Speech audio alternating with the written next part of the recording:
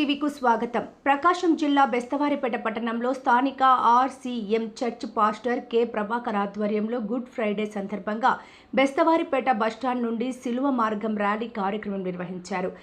ఈ సందర్భంగా church pastor మాట్లాడుతూ మానవ చరిత్రలోనే ఎంతో సౌమ్యుడు, సహనశీలి, సాధు స్వభావి, సచ్చీలుడైన యేసుక్రీస్తు ఛాందస యూదులు, కిరాతక రోమ అధికారుల కుట్ర, వారి అన్యాయపు విచారణ తీర్పు వల్ల 2000 ఏళ్ల క్రితం ఒక భీకరమైన శుక్రవారం నాడే అలాంటి సిలువలో అనూహ్యమైన వేదనను అనుభవిస్తూ యేసుక్రీస్తు సిలువలో వేలాడాడు.